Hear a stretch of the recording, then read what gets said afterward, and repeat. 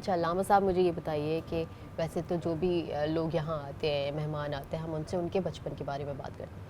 اب آپ یہاں ہیں تو آپ ہمیں حضرت علی کے بچپن کے حوالے سے بات کریں. ماشاءاللہ.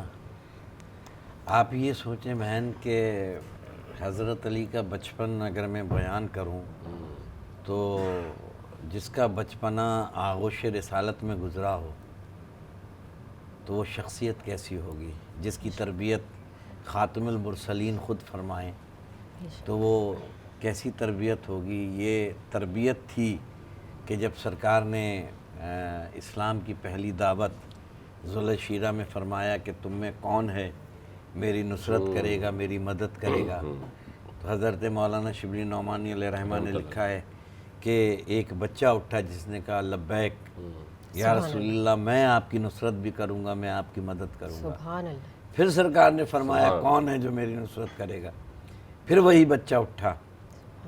پھر تیسری دفعہ سرکار نے فرمایا کون ہے میری نصرت اور مدد کرے گا، پھر وہی بچہ. تو آپ لکھتے ہیں کہ وہ بچہ کون تھا؟ وہ بچہ مولا کائنات علی ابن ابی طالب تھے. سبحان اللہ. یعنی بھائی سے محبت کا عالم یہ تھا کہ آپ کس سن و سال 12 سال لکھے ہیں یا کچھ آگے پیچھے 14 سال 12 سال، مگر آپ کہہ رہے ہیں کہ میں نصرت کروں گا.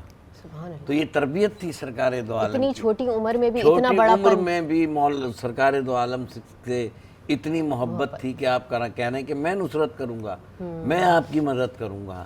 سبحان تو جس کی تربیت یعنی آغوش رسالت میں ہوئی ہو، اور پھر سب سے بڑی چیز یہ ہے کہ جس کی پہلی غذا، جیسے میں نے عرض کیا کہ لعاب دہن، میرے آقا کریم علیہ السلام کا لعاب دہن، کائنات میں اس سے بڑی چیز کیا ہوگی کہ سرکار کا لعاب دہن جس نے چوسا ہو، جس نے سرکار کی زبان چوسی ہو.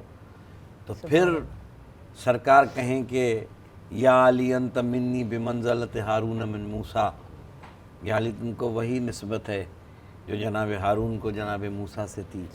بہت سارے اقوال جیسے کہ ہمارے مفتی صاحب نے بیان کی، بڑے مدلل بیان فرمائے، لحمک لحمی دمک دمی.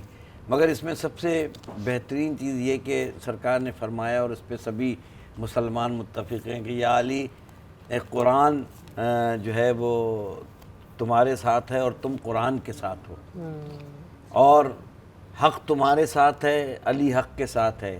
اے میرے مالک حق کو ادھر پھیر دے جدھر علی جائے.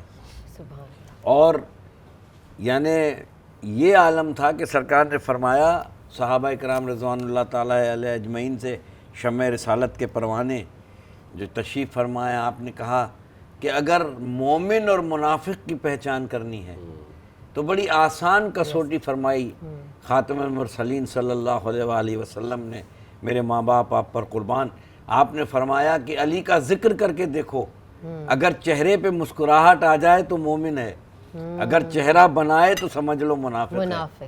تو یہ پہچان بتا دی سرکار دو عالم نے کہ مومن کی پہچان یہ ہے کہ جب علی کا ذکر کہا کہ اپنی مجلسوں کو زینت دو ذکر علی ابن ابی طالب علیہ السلام کے ذکر سے. تو ان کا بچپنا آغوش رسالت میں گزرا. کیا خوبصورت بچپنا ہوگا جس کی تربیت سرکار کریں.